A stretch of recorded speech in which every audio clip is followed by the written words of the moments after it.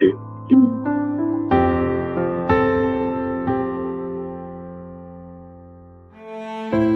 Looking for uninterrupted high-speed internet that keeps up with your lifestyle?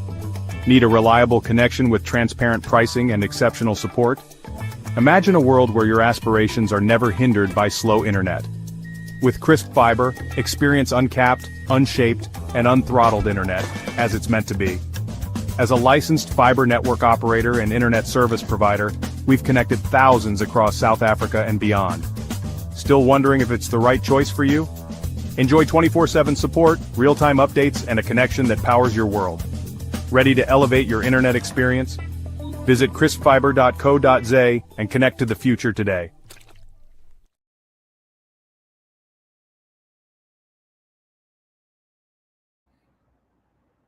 Good morning, good morning, good morning. Another wonderful Thursday morning, and here we are with Vision 2025. Our goal is to enlighten you on how to do your business smarter. So thanks for joining us again. This is a fantastic day. We've got sun for the first time, and I see blue skies. So the rain's gone, and we are ready to go. So thanks very much for joining us. I'd like to just welcome our co-hosts, Mana Wirtz, Wilhelm Lombard, and Russell Fagan. And we also have a very special guest today, Rudolf Pretorius from Crisp Fibre, who's going to tell us about his journey. But before we go there, let me quickly go through the room and ask each of the co-hosts just to introduce themselves. Mana, please introduce yourself. Hi, good morning. I'm Marna Ritz. I own a company called Inscorp Insurance Brokers, and we do short-term insurance. So we take care of your property, your buildings, the contents, your cars, your fleets, and we play in the logistics and transport industry. So that's me in a nutshell. Great. Welcome, Mana. Welcome to the show. Fantastic to have you here. Let's go to Russell. Russell, morning to you. Thanks for joining us. Great to have you here. Can you please introduce yourself? Good morning, David. Thank you for the opportunity. Yes, my name is Russell John Fagan. I own a company called OrbSpec, and we specialize in business and sales coaching. I would like to believe that my sales coaching is top-notch, because there's not a lot of people out there that do it, and you can't go to university and study sales. So that's where I spend a lot of my time. Thank you, David. Fantastic. Great to have you here today. Thanks, Russell. Russell's if you want to know anything about sales, get hold of Russell. That's the man to do and do his course. He's got a 12-week course, which is absolutely excellent. Let's go to Wilhelm. Welcome, Wilhelm. Thanks for being here. Wilhelm's a life energy coach, not in electricity, but in body health. So, Wilhelm, could you maybe introduce yourself? Yes, good morning, everybody. My name is Wilhelm Lombard. I'm a life energy or life quality high performance strategist. I help manufacturing leaders and other people in their teams boost energy, master stress, and unlock peak performance by blending neuroscience and emotional intelligence and practical coaching tools. From quick assessments to full transformational programs, I empower teams to work better, lead stronger, and scale smarter without burning out. So that's me. Fantastic. Welcome, Wilhelm. Wilhelm and I, we actually started the show 2 years ago, and we decided, how do we actually give back? How do we give back to society? And this is the way that we do that. We give back to you so that you can actually learn from the experts in the field. And as we know, on the first Thursday of every month, we have an online networking session. On the second, we actually go and find a successful businessman who's actually created success from nothing, and explore his journey. So that's what we're doing today. On the third Thursday, we go along and look for innovative solutions that are present, new things that are happening in South Africa, new products, new services. And then the last one is about business acumen, where we actually teach people from experts in the field how to do business smarter. So thanks for being here, everyone. Great to have you. But let's talk about Russell. Russell Pretorius is from Crisp Fibre. Now, Russell comes from a place where and as he's going to tell in the story, he actually started a business in the fiber industry. He's had 7 businesses that he's already started and run. But this business, he's actually now going to America. And I mean, this is a South African who's actually started from nothing and taken something forward. So, you know, there is hope. There is hope for all of us to actually create something that's fantastic. And it's about, we're going to find out how Russell did that. So I'm going to ask Marna to introduce Russell and ask him a few questions. So what we're going to do is we're going to look at Russell's past, we're going to look at his current, and we're going to look at his future. And then we'll explore some ideas. So, Marna, over to you. Let's talk about Rudolf, not Russell, yeah. Rudolf. Oh, Rudolf, sorry. Okay, can we just forget what was said? Just the name. It's Rudolf Pretorius. So I've known Rudolf for quite a number of years, and we've actually had a discussion yesterday on how long we've known each other. It's like since 2014, eh? Correct. And yeah, so it's 2014. Yeah, we both just started out our business. I think my business was about 2 years old, and I came from a corporate environment, and then we all know, you know, when you go from a corporate environment and you start working for yourself, you need to find ways to sell yourself, and that's the way we met. And if I look at Rudolf and I still follow him after all these years, what a journey. So I want to ask you, I think when I met you, you had a company called Crydeck, and you moved on from Crydeck to where you are now. Can you maybe just tell me or share with our viewers the journey you went through? Because I know it wasn't easy. Your journey from Crydeck to where you are today, what happened from there to now? Morning, everyone. Thank you so much for the Russell introduction. It is quite significant. I am Rudolf. My surname is Pretorius from Crisp Fibre. Like Mana said, we've come a long way. It's 11 years I've known now. Crisp Fibre, Crydeck, we had Smart Fibre, we had Xyloscope, we had quite a few companies. We've always adventured into creating something new and sustainable, and with Crisp Fibre, we've achieved that. It's been a long journey since 2012 when I started my first business, which was a website and marketing company, up to now where I run a international Res fiber company. A lot of factors, a lot of excitements, a lot of ups and downs, a lot of relationships and long-term relationships like myself and Marna. But yeah, it's been an exciting journey. We're looking forward to creating in the next 20 years together. I want to retire at 55, so I still have another 15 years in me to work hard. I just unmute myself. Do you think that transitioning from previous ventures to Crisp Fibre, what were the pivotal challenges you faced during the initial stages, and how did you overcome them? Our biggest challenges there was to keep the trust of the clients, because doing a name change or a leadership change always creates confusion sometimes, and some people drop off, some people stay on, and it's our biggest challenge there was continued trust within our clients. And yeah, other than that is building a sustainable business from little to no funding. You know, we always grew from point to point where we had to carry on bootstrapping the business and getting more clients and sustaining the old clients. So structure is very important for us when we did the transitioning, having everything in place. Okay, and I must say, as I follow you on social media, because we don't see each other as often anymore as I want to, I just want to say, seeing how you grow and how you've taken your company, because I think we started our business in the same year, 2012, and to see where you've gone from nothing and knowing your background and where you're going, where you started, it's an amazing journey, and I'm proud to know you.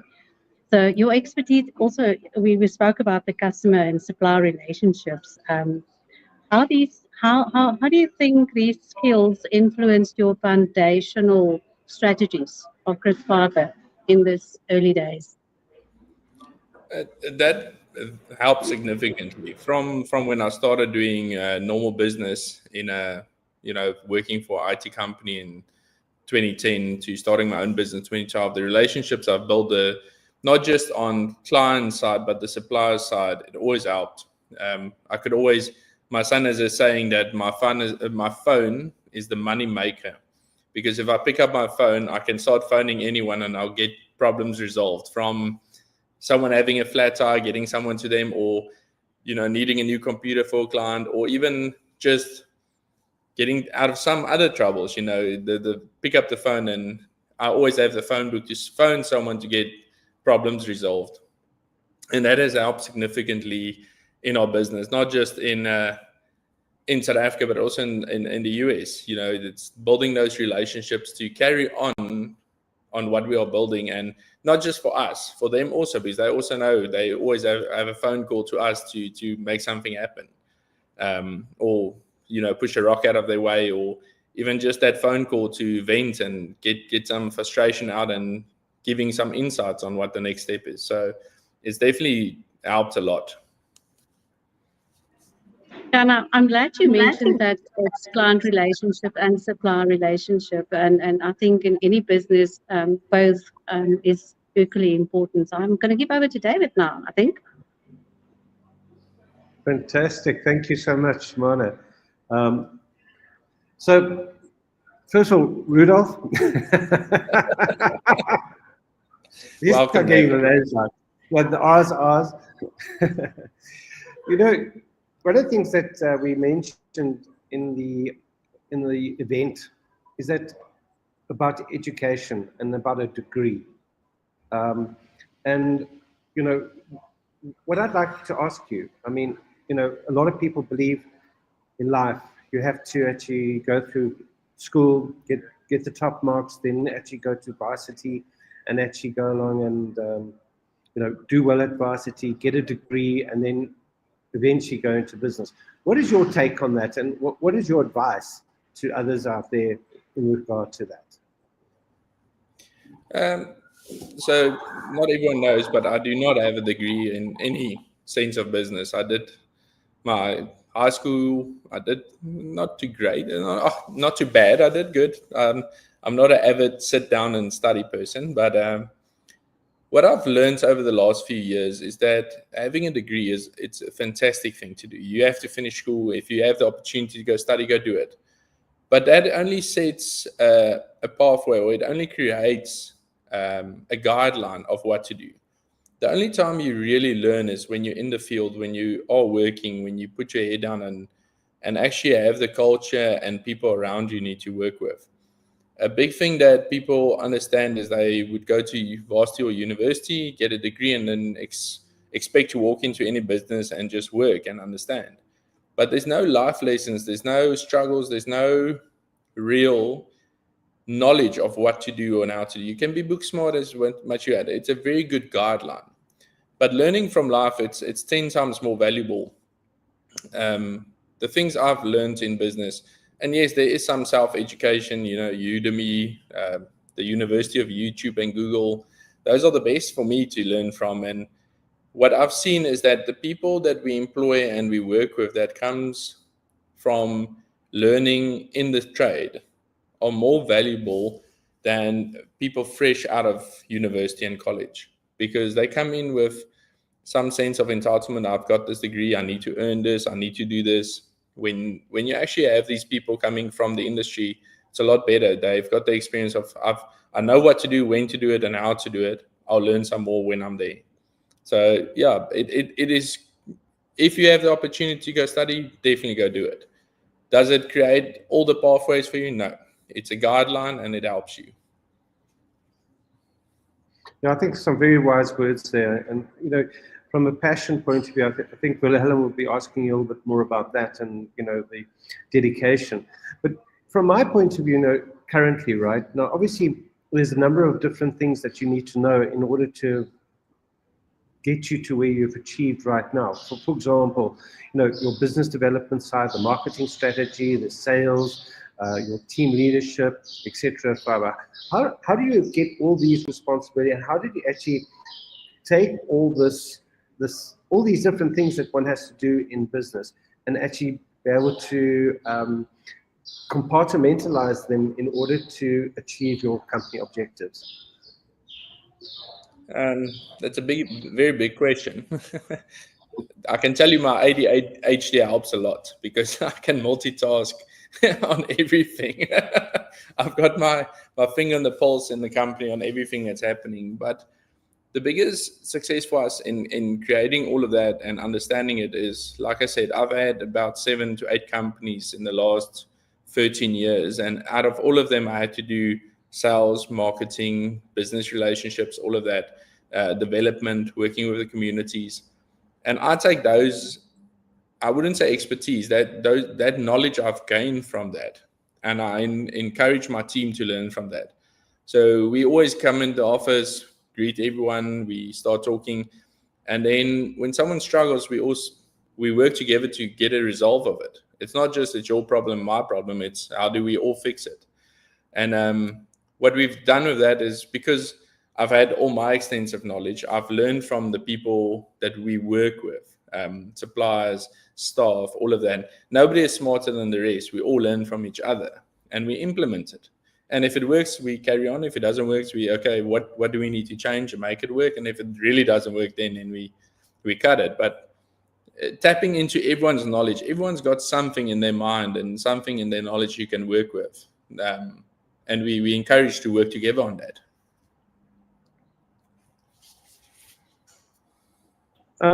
Rudolf, so you mentioned obviously that you have this. How do you actually physically implement it in your company? Do you have like weekly meetings or monthly meetings, or have you got systems that in place that actually allow you to actually?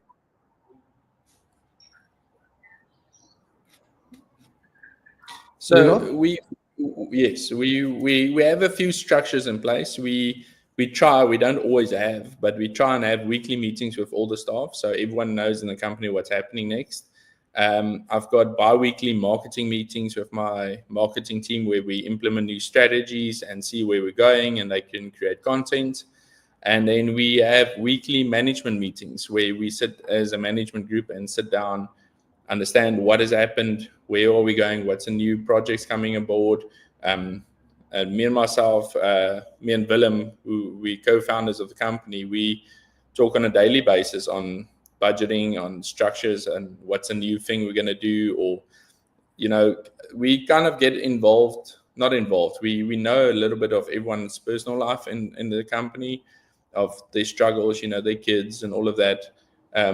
If you come on a Friday afternoon to our office, it will be almost everyone's kids are there to, see what we're doing, and they can understand, because it's important for us, for the kids to see what their parents are doing, because then they understand when the dad or mom comes home and is tired or is irritated, they can see that there was a difficult client and all of that. So yeah, we create a culture and a structure within that we can all work and grow in. Sure. Yeah, that's incredible.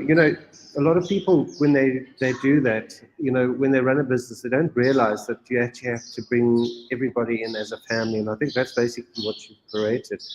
And that's the success behind the company, definitely.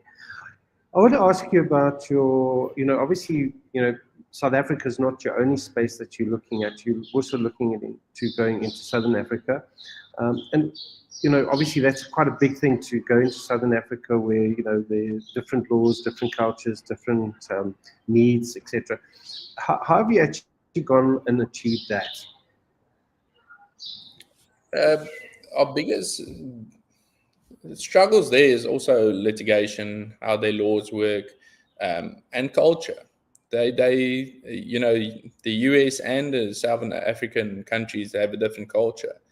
So what we've done is, when we start working towards a new country or a new project, we always go and investigate and spend some time with their culture to see how they work and how we can work with them. Because it's not just selling internet or putting fiber down to have everyone connected. You need to understand what they are using it for, how they want to use it, and what the implementation is, and understanding their culture. It's a big thing for us to work with the local people and see how we can get involved. in the communities and that. So it's all different structure. We do a lot of studying of what their laws are and stuff. And Willem, my business partner, is phenomenal in that. He can deep dive and get understanding of how they work, what they do, while I'm busy on the ground, talking to people. So me and him working together, it's the biggest accomplishment we've had is that relationship to build this business. Rudolf, tell me a little bit about, what is your USP? What is the differentiators regarding Crisp Fibre from other internet servers? What do you put that down to? How do you make yourself competitive in such a huge competitive market in the fiber industry? That is very, very easy for us. We have transparent pricing. Our struggles are that everyone pushes their price up or down, and you have to fluctuate. And we keep a clear communication with our clients, saying, here's the communication from the supplier. This is what we're going to implement, and we keep it transparent. But one of our biggest differentiators is our staff. It's when you phone our office, you can phone at any time. You'll get friendly staff answering you, get your answers, competent people helping you. If you just go have a look at our Google reviews of how many compliments our support staff are getting from the way they help the everyday person, that's people want service. They'll always jump for a price, but if the price is still right and you get phenomenal service, you would not change very quickly. Or that's the way we see it, and that's how we've grown our business. And my last question is, obviously there are challenges in the fiber industry. What are they, and how do you overcome them? We have quite a few big challenges. In South Africa, we've got over 530 ISPs. Everyone knows the big ones, the MWebs, the Afrios, the Cool Ideas, all of that. But the thing for us, the biggest challenge is the competitiveness with all the price changes, the price wars, the marketing, all of that. We just keep it transparent. The clients always know what they get from us. And the other challenge of that is, keeping a client happy. There's outages that is unforeseen for, roads getting dug up, all of that. And what we've developed is a app with push notifications to constantly keep our clients up to date. And we've seen that it works. And that's our differentiator. Everyone's got this nice package and cheap pricing, but how do you keep the client informed? How do you keep the client happy? We are very client oriented and focused. And I think that's the biggest thing for us with all these challenges in the industry of new technology and all of that. That's the best way for us to keep in touch and keep our clients. Well, I'll tell you what, that's amazing. And I think you've done an amazing job. And if you have a look at some of the comments that are coming through, you've got huge support there, and I think people think you've done a fantastic job. So congratulations on what you've been able to achieve. I'm going to hand over to Russell, and Russell's going to cover your future, your strategic positioning, and perhaps even talk about America. So over to you, Russell. Please take the floor. The real Russell. That is real Russell. Nice to meet you, Rudolf Pretorius. I think I want to start with, if I look at the digital landscape and how it's evolved just over the last few years, I don't think we understand where it's going to. I think people like yourself will obviously have a better idea than the normal guys like myself that's not digitally inclined.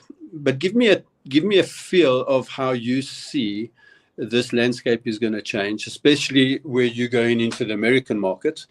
But what are you going to implement to absorb that change and to grow with that change?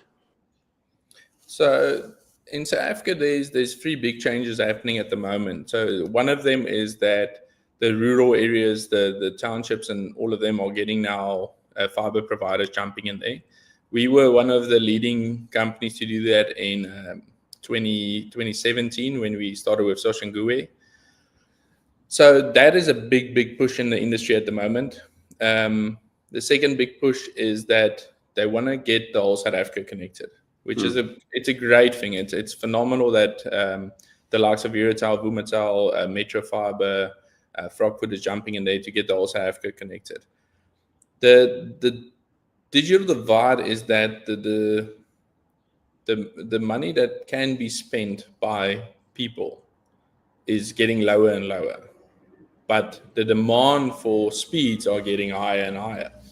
So to mitigate that, we always want to keep ourselves within a touching range of what speeds are needed, with HD streaming and all of that, but also keep in touch with the pricing structure of how to keep those clients that can financially actually support it, because a lot of these packages are getting out of hand, of getting unfinancially viable for anyone. If you take a company like Rain, when they started, they had a package for $4.99. People were jumping to Rain.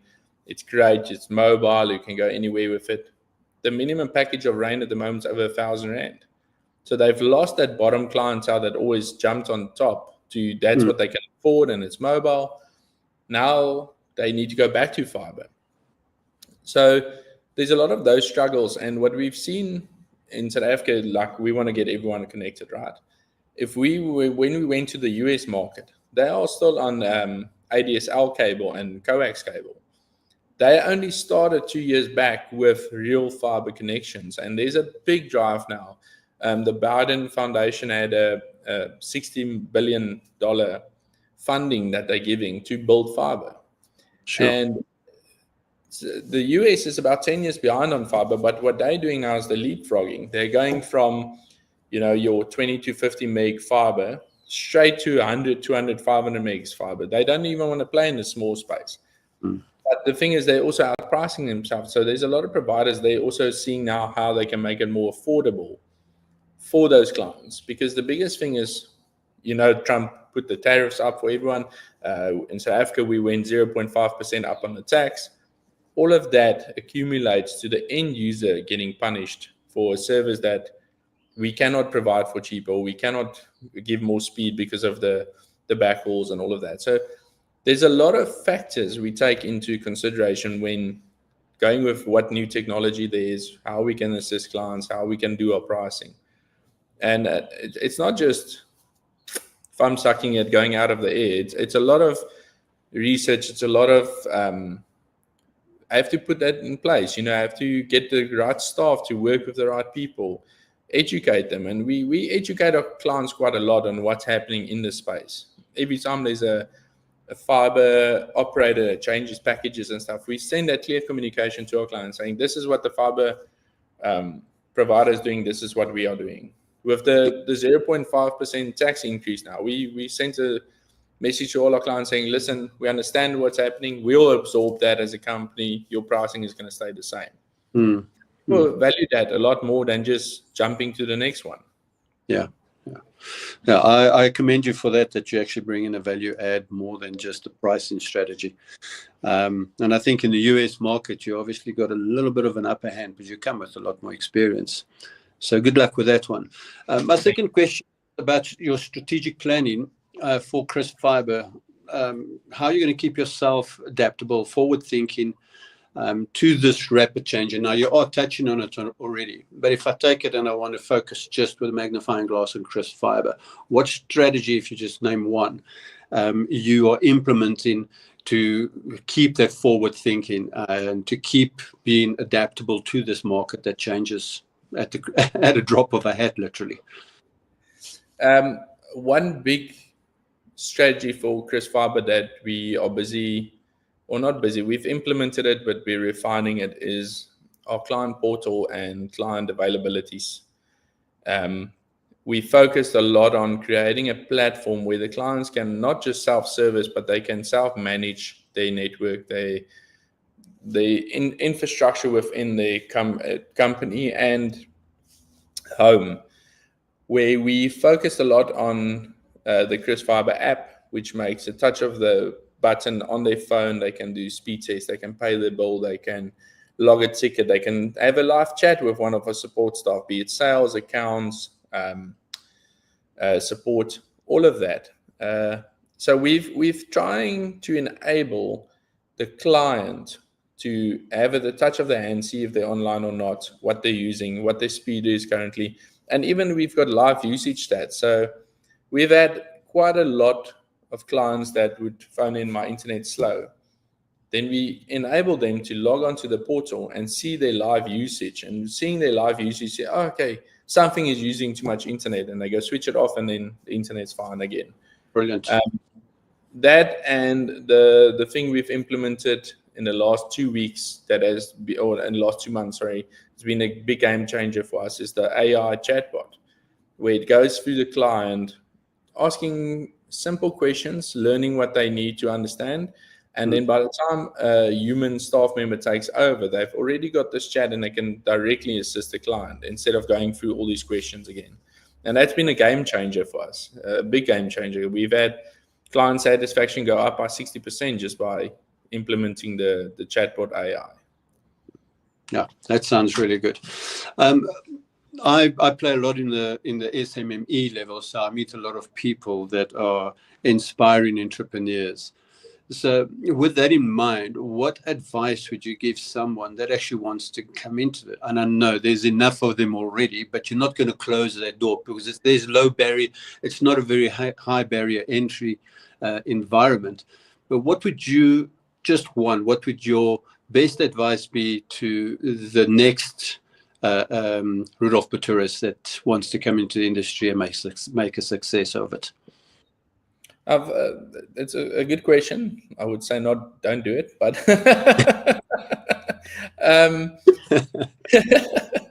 but I've written it down. There's so many opportunities out there for this industry and any other industry.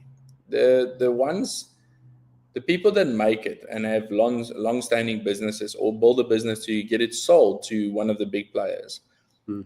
The common factor you see with that is they work hard from day one. It's there's no easy fate of just getting one deal and you're going to be a millionaire. Yes, there's a deal for $1 million, but that deal will only last so long. So you have to keep on working hard, and you have to choose your business partners or your business relationships very carefully. There's a lot of people, we've got a saying in a few of my groups that money make people funny. Lots of money make people lots of funny, because as soon as people see money, they act differently. A thing that myself and Willem has done from day one is clear communication, clear understanding of what financials there are. When we started this business, we bootstrapped everything. We didn't get a deal and we went and bought Ford Rangers. We still drive the cars we started with day one. We still stay in the places where we stayed day one. We keep on building the business. We reinvest in the business. And that's the biggest thing I would tell any entrepreneur now is build your business, invest in your business, not just money, invest time, invest effort. The financial freedom will come later if you do it right from day one. And it's not a year, it's not 2 years, it's not 10 years. It will come when it's ready. You have to work towards that. So I'm going to just take what you're saying and I'm going to just put it into 2 words. And sustainability comes with investment. That's basically what you're talking about. Correct. Great. Then my last question is, given your role in transformation, community transformation, you touched on it just now, how are you wanting to align Crisp Fibre to be a broader social influence or advancements in technology? I like the question, and I'm coming from a place where I'm looking where with CTAP we do develop small SME communities. So this question is also a little bit of a personal one for me to understand what your focus point is. So with transformation in communities, what are the initiatives that you are wanting to implement for the broader spectrum? And like you said, that there's this big drive that the whole of South Africa must get connected. What is your role that you want to play in that? We've developed a good strategy. Willem and myself. He's got a very strong financial background. Willem, I'm the loudmouth entrepreneur running around making relationships. He's the one sitting in the office making sure we keep it viable, we make it sustainable. We've developed to two programs. One is a reseller program, one is a sales agent program, where we encourage communities and rural areas to come on board and become part of that program, where they can go create business, they can create their own wealth from doing that, being resellers, being sales agents, where they can go and sell and be on the ground involved. And what we do is we coach them, we give them all the materials, we support them. Our support staff and our sales staff is there to help them, and then market it out of there. And what they get from there is that they actually see what is business and how to make it. And some of them have gone on from just being sales agents to be starting their own little IT company doing reseller work. But then they get additional work because they're already with the customer. Now the customer wants a new router, they sell a new router and all of that. And we encourage them to do that, because that's not a business we do. We just give internet and we carry on. And we've seen a lot of growth from that, from people doing that and growing into something else. So it's definitely, we're trying to be involved in the communities, not just charities and stuff, but to also give opportunities for growth. I'm going to make a coffee date with you. I think there is a lot of touch points between what we're doing with CTAP and what you are doing there. So thank you for your time. Thank you for entertaining my questions. And David, it's back to you, sir. Thank you, the real Russell. I appreciate it. Thank you, Russell. Yeah, no, fantastic questions there. Thank you, Russell, and very, very relevant to, I think, the scenario that's happening here in South Africa and in the world, actually. So thanks for that, Rudolf. I'm going to pass you on now to Wilhelm. Wilhelm's going to ask you some of the soft questions. And to the listeners out there, please post your questions in the chat. We'll go through, and there'll be a few questions that we'll post to Rudolf after this. So, Wilhelm, over to you. Thank you, David. Yes, Rudolf. Leading a high-tech company requires resilience and adaptability. And I hear you said something that you want to retire at 55. I find that some people burn out before that time, being so busy with their business. What do you do to keep your quality of life up to standard and to pace yourself and to take care of yourself in this challenging environment that you work in? Morning, Wilhelm. Yes, I want to retire at 55, but it doesn't say I'm going to stop working. I'm just going to work less and spend more time on the other hobbies of mine. I've got quite a few. With that being said, I have quite a few hobbies. I play golf. I do a sport called underwater hockey, and I've got amazing family support. My wife and my son, they look after me quite well. When I get home, they understand the struggles of the day. We've gotten to a point where they tell me, please go swim or go play golf, go relax so you can calm down. Taking that into account, I've worked a lot on balance. My parents always told me anything with a 2 in front of it, it's wrong. So too much or too little of something it's not correct. So I've been not working too hard, and I've not been relaxing too much. But what I've been doing is a lot of balance in my life.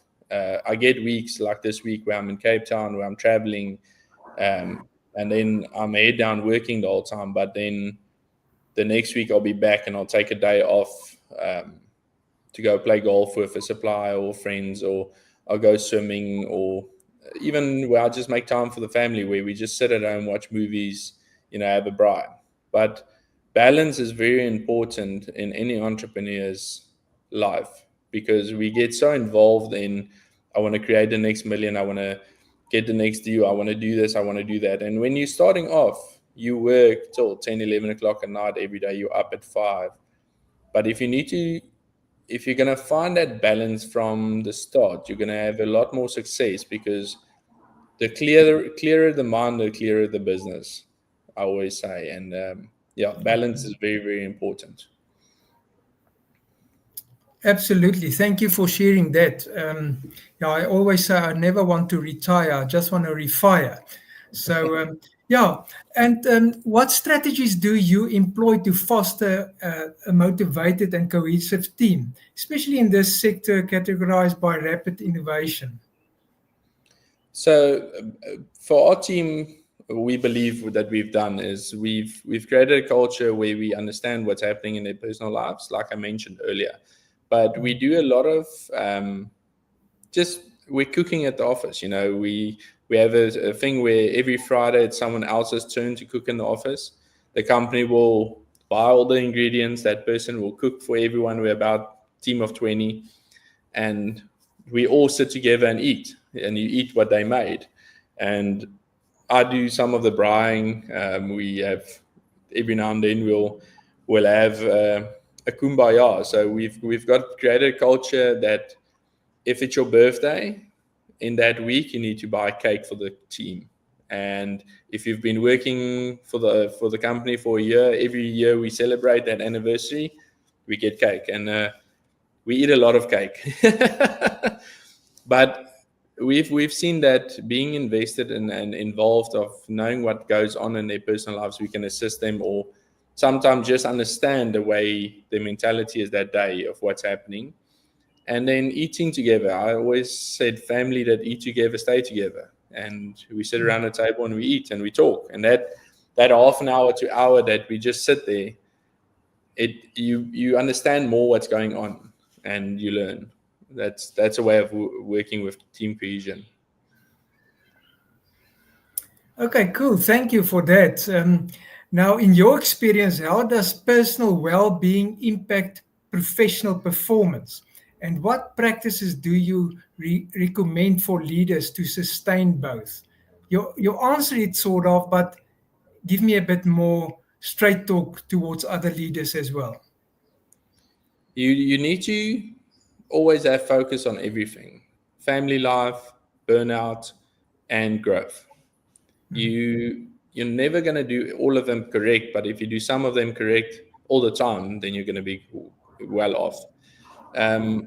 I've changed in 2024. I went down to 4-day weeks where I'd work 4 days of the week, but in those 4 days I get 5 days of work done.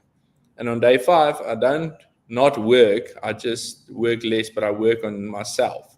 So I would do any of my other hobbies. I love doing woodworking, so I'll be in my workshop. I'll have my phone there. I'll answer calls. I'll respond on emails, but I'll do woodworking for that day, and I'll go play golf. And taking that time away from the desk and that everyday burn, when I finish that day of playing golf or building a new furniture or just relaxing with the family, I come revitalized back with a new mindset. And what I've seen also is when I do those type of hobbies outside of my workplace, I get refreshed ideas. I get refreshed understanding of stuff. And then I come back and everyone feels it. Like I said, my wife and my son has told me many times, go play golf, Dad. You're getting on our nerves. Just go play golf. I go play golf. I come back. And when I come back, they're like, oh, this person we can work with again. So I'm revitalized. And you need to have that. You need to get out of that office. You need to get out of that space. You need to do what you love, because that gives you new energy. You refire then your enthusiasm for what's next. Excellent. Thank you for sharing that.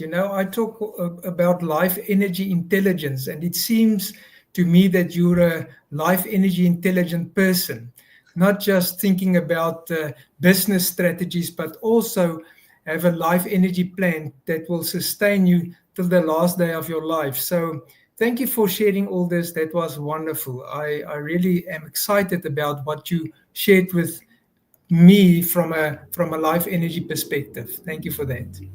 Thank you, Willem.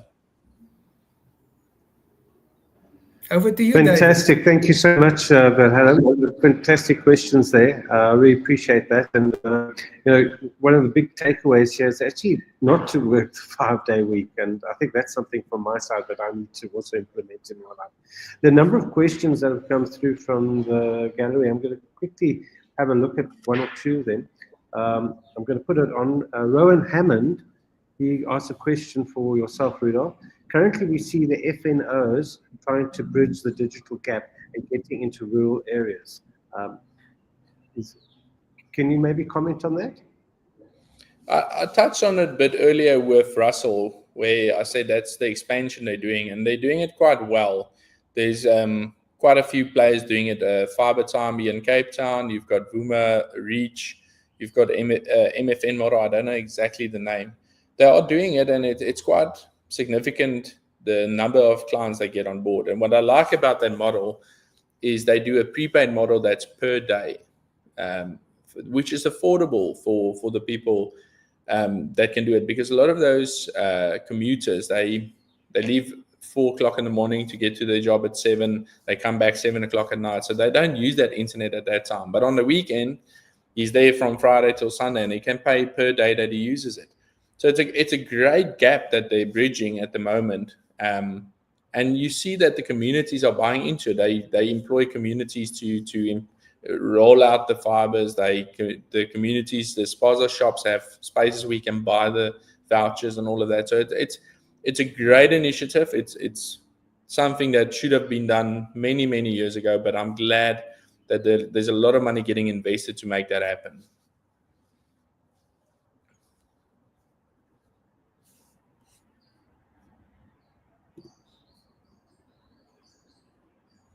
Thank you so much, Rudolf. The internet here is a little bit, we need your fiber here. I've got another question here from Paul. Paul asks, how would the potential of Starlink affect your business model in South Africa and Africa? Paul, that's a very good question. We've had this question many times at all the conferences we talk and stuff like that. There is a need for both Starlink and fiber. So in the city areas where there's high buildings and all of that, a need for fiber, or people that work from home, fiber is the way to go. It's a stable connection, it's affordable, all of that. The need for Starlink is all your far out places, your mines that's there out in Rustenburg, your game farm that has clients coming in there weekly, big businessmen, but there's no connectivity. Then there's a need for Starlink because it's quite expensive, but it's something to have when there is nothing else. It doesn't really compete with fiber providers.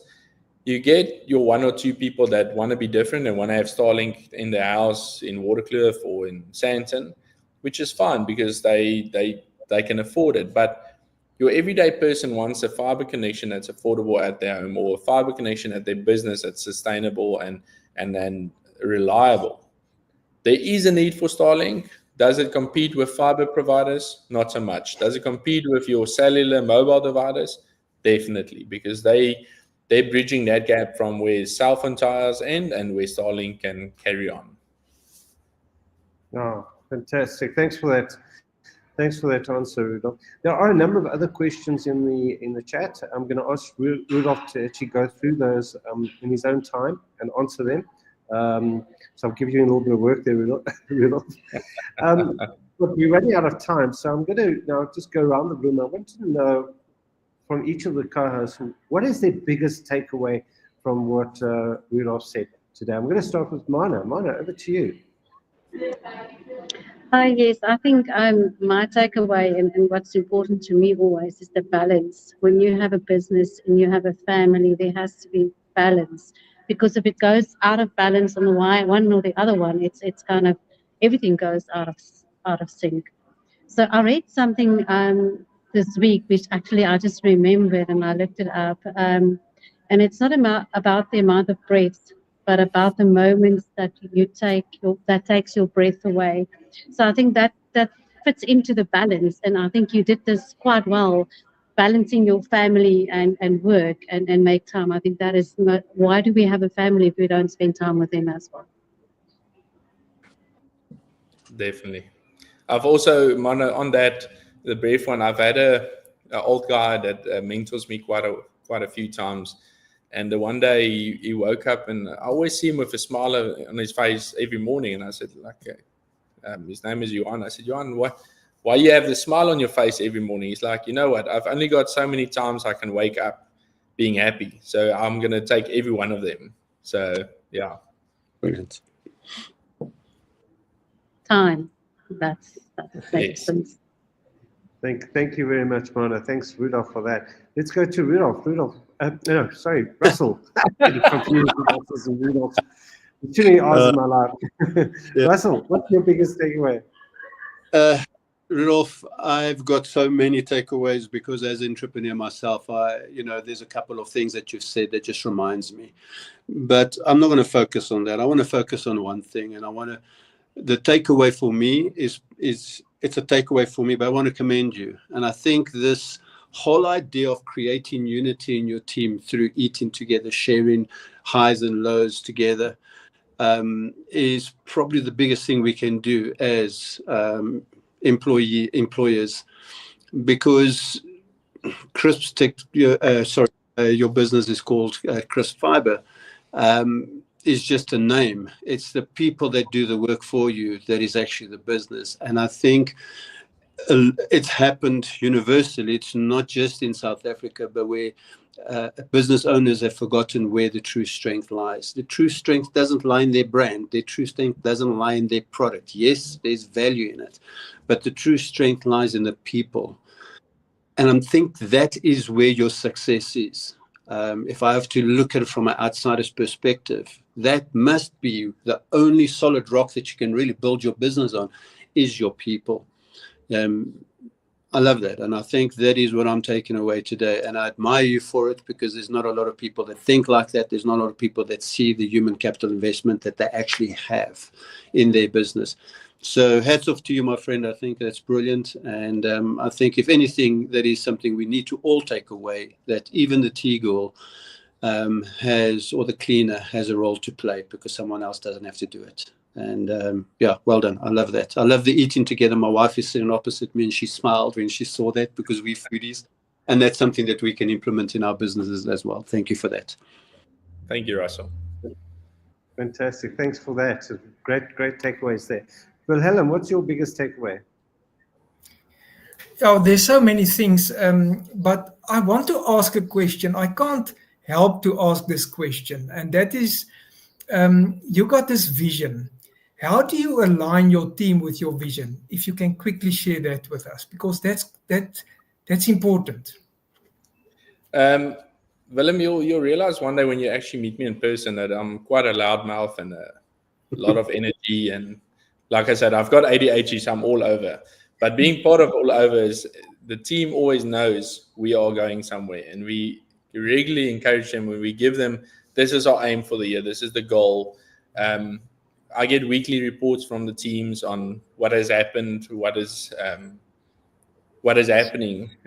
Even my support team, every night at 9 o'clock, they send a report of what happened today. So I read through that, see what the clients are happy and which clients are not happy, and which we can keep a pulse on the thing.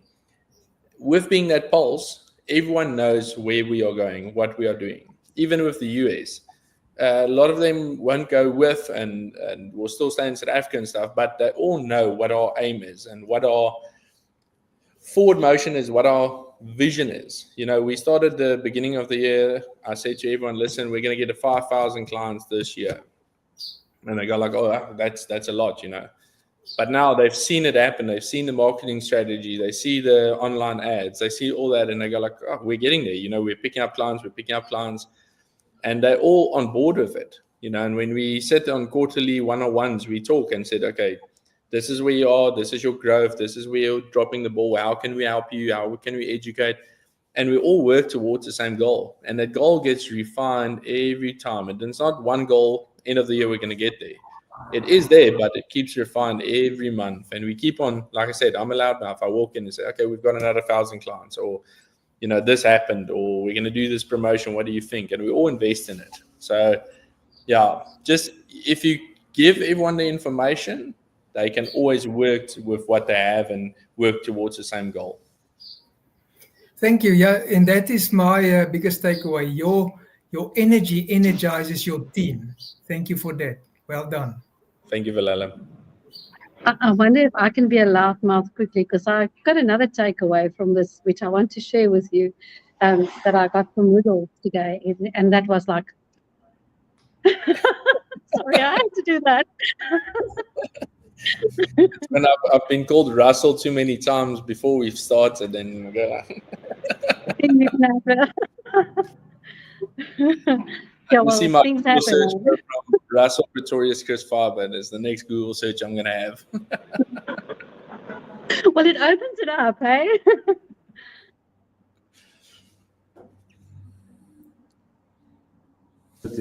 Thank you so much, Russell Rudolf Pretorius. No, to be serious for a moment, I think, what you've been able to achieve over a very short period of time actually gives us South Africans hope. And, with all the stuff that's happening here in South Africa, to just basically be inspired by your journey and to listen to what you've overcome and what you've achieved. And, now that you're even going into America and making waves there, gives other entrepreneurs in South Africa the opportunity to understand that they can do it as well.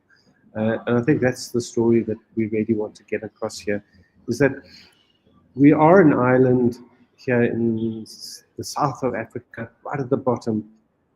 We can make inroads into the global, global industry. We can get in there, and it just takes the dedication and the passion, as Rudolf has shown us today. So I'd like to just commend you, Rudolf, for coming here today to share with your journey. And I'd like to thank each of the co-hosts for asking the very pertinent questions and not getting confused with the name. But I think the issue really is, all the listeners, there are a number of questions out there. I've seen there's a huge number of questions that have come through on the comments. And Rudolf, if you could maybe go and answer them, I'd really appreciate that. But I think the thing here is, how do actually people get in contact with you if they want to get in contact, and how do they actually subscribe or become a member of, or I'm not sure what it would be, but how would they actually get your services? Rudolf, maybe you can just quickly go through that. Thank you, David. Getting in touch with me personally, it's a very hard thing to do. I don't share my cell phone number quite often, but we, like I said, throughout the whole thing, we've got such a great team of staff at the office that are ready to help anyone. So you can always go to crispfibre.co.za. Not Chris, we get that quite a lot, so we had to buy that domain also, Crisp Fibre. Like I'm Russell, that there's no Chris in Crisp Fibre. But they can always phone our office 010-534-8416. But if you just go Google Crisp Fibre, you'll see we've got a fantastic website. There's a coverage map where they can check with their address what internet is available there. And it's, like I said, transparent. The pricing is straight there. They can order it. And the nice thing about our service, everything is online. You never need to print a form, fill it in, send it back. You just do everything online. And if they really want to get in touch with me, I'm on LinkedIn. I'm always keen to accept a new LinkedIn fan and have a chat. I do get quite a few requests there, and then set up meetings and even have a Zoom call or coffee. But yeah, all of that is viable via LinkedIn. And then maybe from there, we can share some great ideas and build some new ventures together. Fantastic. Thank you so much. So if you want to get hold of Rudolf, basically watch the video that's going to play now. You'll see all his contact details there, plus his cell phone number. But anyway, what I'd like to do is just to thank everyone. Again, next week we'll be talking about something that's an innovative solution on Vision 2025. It's about eSIM. So if you want to learn about eSIMs and what it can do for you and the opportunities there, come on and listen to us. We're going to be talking about eSIMs and the future of eSIMs that replace the plastic SIM that you have in your cell phone right now. So that should be a very interesting discussion. So I'd like to just thank everybody for being here. Thank you to each of the co-hosts, and thank you to Rudolf. So watch the video and find out what Crisp Fibre does. Thank you.